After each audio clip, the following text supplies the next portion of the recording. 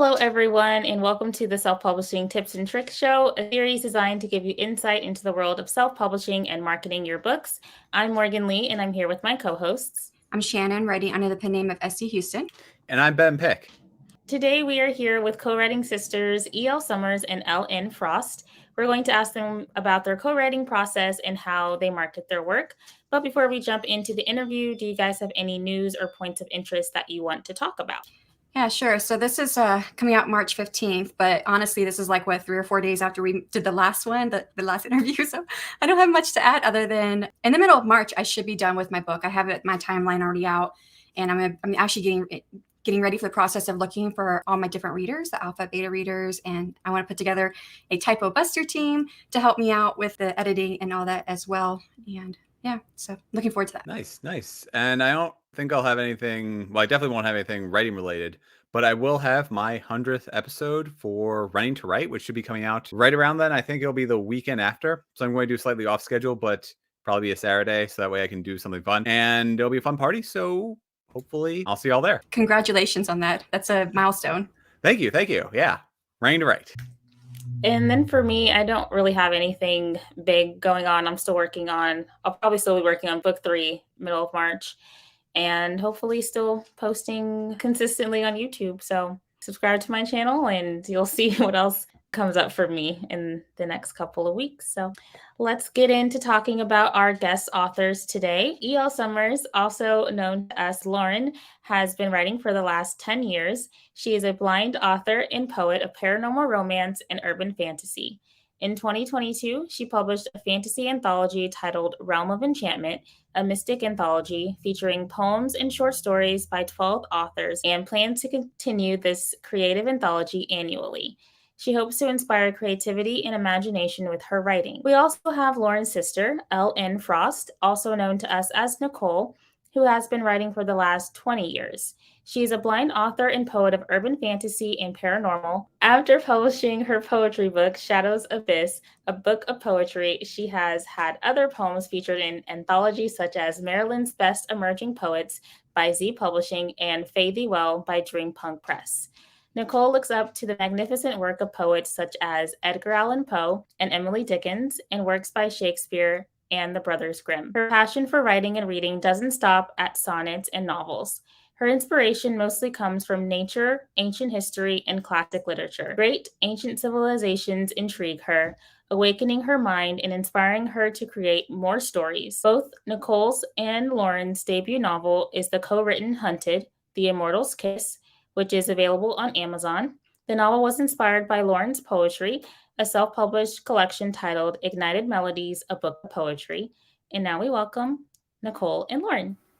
Hi. Hey guys. So welcome to the podcast. Would you like to take a moment to introduce yourself or talk about anything else that we missed in the introduction? Right now, I am trying to get back into doing YouTube. I had taken, a hiatus from trying to balance doing a full-time job and being an author. And yeah, I know I get why people feel like they're burnt out. It's very hard trying to juggle between having the time and energy from work and then like when to go home and write. So definitely trying to find a routine for writing. I haven't really found anything that's working yet, but I'm going to keep trying. Put it there. Well, welcome again. So we're going to dive into the questions here. Can you tell us a little bit about why you decided to work together to co-write your debut novel, Hunted? And can you tell us a little bit about the journey to publishing that book? Oh, it's still a journey, but I think what made us want to co-write together is that Nicole has always been writing poetry, and I don't think we had anything written like separately at the time, did we? No, I mean we always done like co-writing here and there, but nothing that was concrete. But what happened was with Hunted was that I had tried to write a paranormal story based off of what I've read from like Buffy the Vampire Slayer and other novels similar to that, like Dracula and Vampire D. And I was struggling to have certain aspects of the book fleshed out. So that's Lauren's like, hey, let me help you with this. And she helped me flesh out the rest of the novel. And I think that's why like we work well together, because we both contribute like different strengths and weaknesses. I think it's the idea of like when you're trying to work on something, and if you're too close to it, you don't kind of see the problem areas.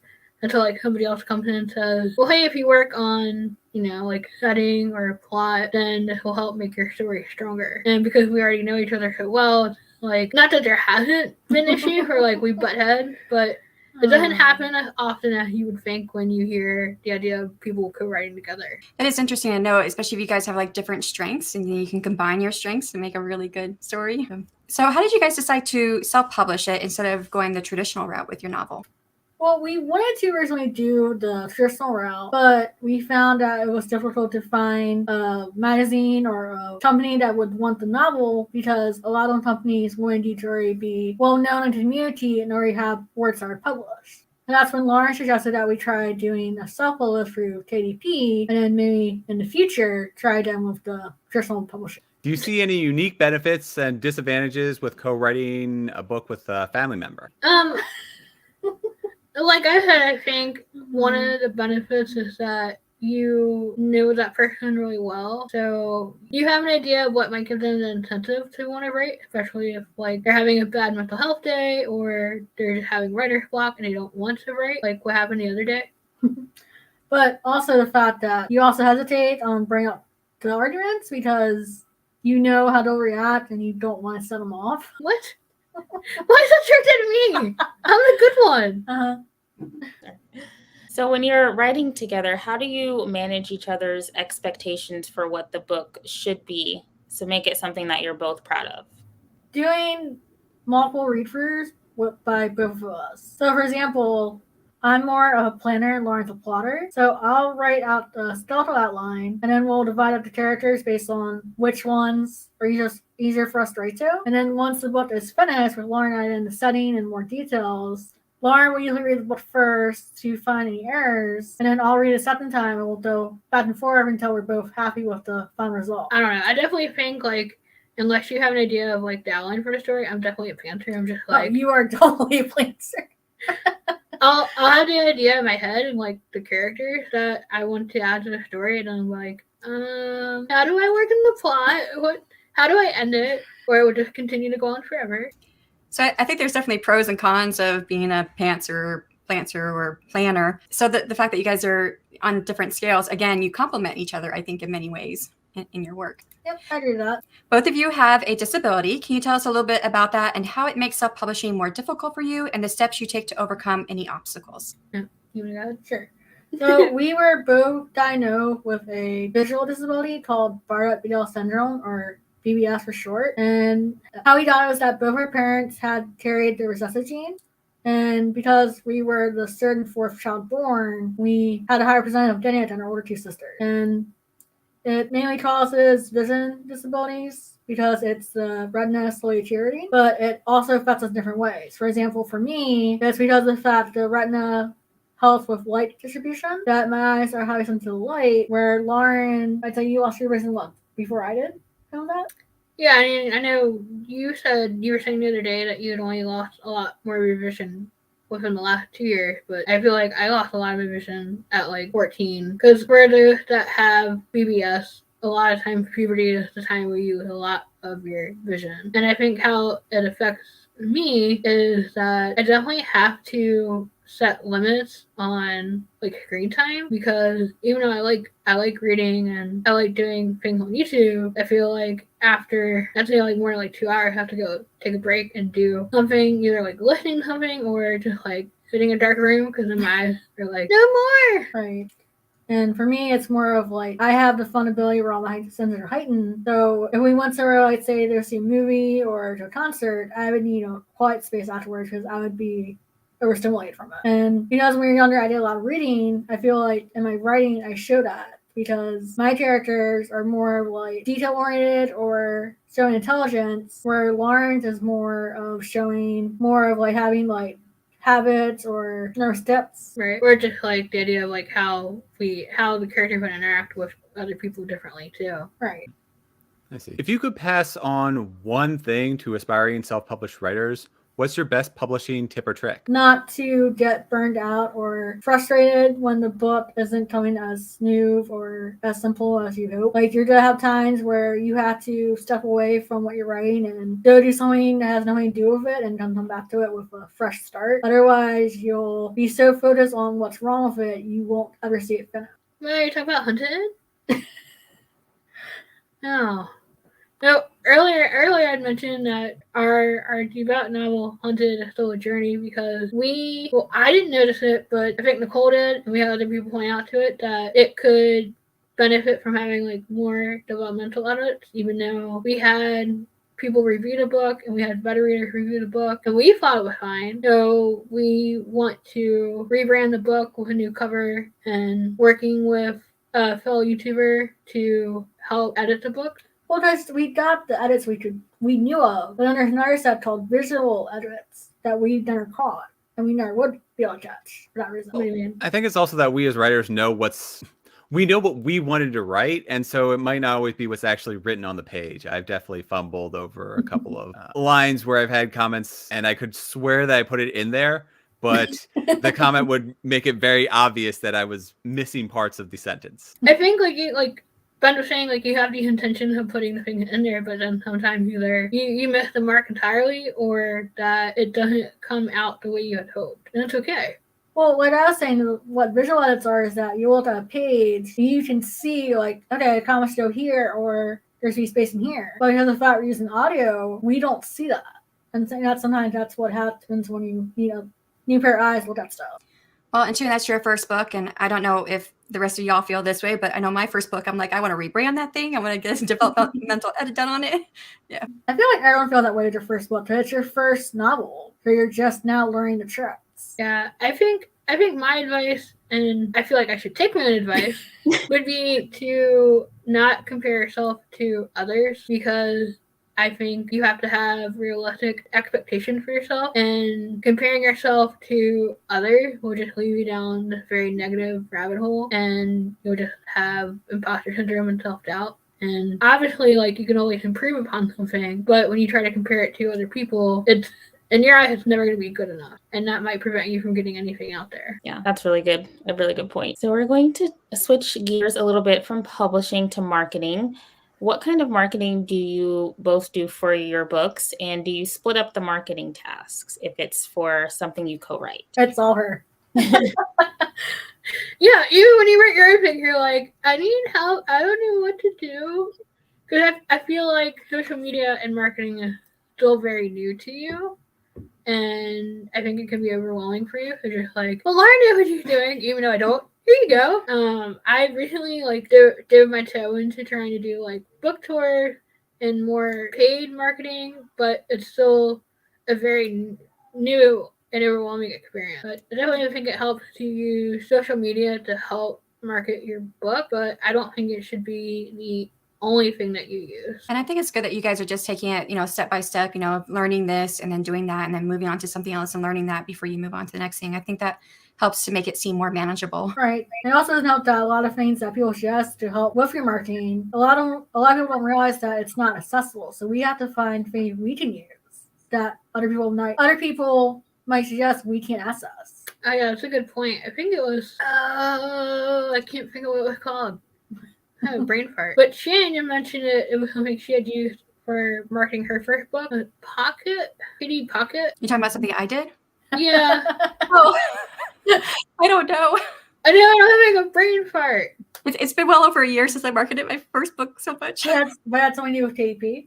If what if it was like KDP Pocket, but it was a software that would help you make Amazon ads, and you could like download it for free to try and like do a free trial, and then when I downloaded it, I could not access it. Like, I had a hard time seeing it, and then like Eve was trying to use a screen reader. Yeah, it was just not any way possible for me to use it.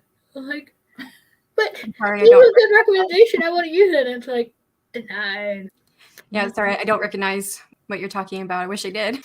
So if you guys could pass on one thing to aspiring self-published writers, what's your best marketing tip or trick? I would definitely say to try different things to find what works for you. Definitely reach out to other authors to see what things they have tried. But in my case, like, don't be discouraged or frustrated if what worked for them doesn't work for you. I would suggest going to a library or bookstore, find a genre that your book will fall into, and look at the top books to see what works for them. I don't suggest copying it, but make notes of like, hey, maybe it's words in a blur that's popping out of the readers, or maybe it's your cover stain, and keep that in mind for how you're training yours. I gotcha. Now I want to move on to more writing life. What happens when you can't agree on a path for the characters or a plot to take? We had debates. It actually happened in Hunted. There was a training fight scene that we had discussed because we could not agree on how to portray it. So we pretty much had a debate. So I would start by pointing out what I thought should be cut. Then Lauren had her turn, and we kept doing this back and forth until we finally compromised. Now sometimes it's not that easy or clean cut. Sometimes we will fight and have to walk away and come back a couple days later. But you're hanging in, I won because I'm water. Cool. No, I did not say that. I said we compromise. It's different. But I think another way is too is maybe like you said taking a break and walking away, but like maybe offering like, okay, here's the character, here's what I see, and maybe offering an alternative so it's just not like it's my way or nothing at all. And I think that's why we work well together, because then nothing would get written. Nope. You both have your own writing projects that don't include co-writing with each other. Do you want to tell us a little bit about what your individual projects are? Sure, so I'll do first. So I have my poetry books. So the one I just got recently published, which is Shadow Abyss, a book of poetry, which Lauren had told me that has a raven, which is me. I have a few more collections and plans for character poetry, and I think that's going to be like 4 or 5 more books. And yeah. You know, it's so weird. So I had this idea in my head to do like a fantasy romance, and I was stuck on how to balance the characters. Then somehow I ended up roping Nikki into it. I don't know how that happened. But I think another idea that I have envisioned, but I needed to do more research on, because the idea in my head is to do a children's book. I've never written a children's book, so it's kind of outside my wheelhouse. So I'll definitely have to do more research. But essentially, the idea is to showcase, either for middle grade or for younger, the idea of different character and adversity with different disabilities. But I'm just like, I've never written a children's book before. I don't know where to start. Well, I think that's an important topic to definitely touch on. Yeah, but see, like I said, I have the idea, I have the characters, and it's like, now where do I go? I mean, we do have other books, but you said ones that aren't co-written, so we'll save them for another time. Right?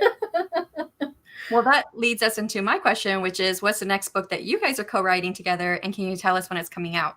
So right now we are working on editing book 2 fronted called Legacy and Blood. Yeah, Vigo. I also am starting the first draft for a new series called Face Revenge, which is based on Greek mythology, showing the deities being humanized and showing them actually having to deal with disabilities and trying to figure out why they're being cursed. And you have your mermaid story, right? Yeah, and then the other one is the one that I mentioned. It doesn't have a title, because now I don't like the title. But essentially, it's the idea of the female main character is a mermaid that's forced onto land when her mother disappears. So the idea of her and the romance between her and the friend that she meets that's a human. And yeah, that's all I'm going to say for now. Co-writing that book? Well, yeah, eventually, in the beginning, I had written it by myself, and I didn't really like how it turned out. And I had somebody about to read it, and they pointed out that the plot needed to be reworked. But then I thought of how to redo it. And how did you get added to it? You couldn't write emo characters, save your life. That's how I got roped into it. Oh. What about I'll call it Melody, your book title? I like that. Yay, how's it going now? But I think I was trying to write for a character that I did not know how to write for, and I knew in Nicole will help. Well, to be fair, your characters are always like happy and preppy and good and everyone. Mine are always the opposite. And even when I try to write the other way, it's like, no. Oh, that's fun to watch. it's so hard because you want the character to seem authentic, and then subconsciously it backfires on you, and it's like, well, you had good intention, but you failed. Well, now we're going to switch gears a little bit and do something different. So we would love to do a round robin and rapid fire questions where each of you answers a question as quickly as possible. Are you guys game to do that? Yes. Yes. Awesome. So first question is for Lauren. What comes first for you, the characters, the setting, or the plot? The characters. Nicole, morning writer or night writer? Morning. Lauren, are you a planner, pantser, or planter? Pantser. Nicole, coffee or tea? Tea. Coffee. Ow! You knew that was coming. Lauren, complete the sentence. The best thing about writing is? Bring the character to life. Nicole, what has been your favorite book to write? No, don't ever forget it. I would have to say Dark Beauty because I'm writing a character that's a mix between Beauty and the Beast and Phantom. Lauren, what was your least favorite book to write? Ooh, this is gonna seem bad, but I guess my poetry book just because I don't really write poetry. Nicole, favorite poem? Oh God. Doesn't have to be yours, just any favorite poem. I'd have to say The Bells by Poe. Lauren, what's your favorite paranormal romance novel? Oh, I don't know what to think about. Okay, Vampire Academy. Nice. Don't judge me, Nick. So that was the end of our rapid fire, and you've answered all of our questions. Yeah. Before we wrap up, can you please tell our listeners and viewers where they can find you and where they can purchase your books? So all our books are available on Amazon. I believe I have an Author Central page, but if not, you can just look up our pen name. And usually I'm here on YouTube as ADELE or on Instagram with the same handle. Nice. So for myself, I'm on YouTube as well. My channel is called The Blind Mage. I'm also on Instagram and Twitter as well. We also have a Ko-fi page called Our Enchanted Tales, right? No. No?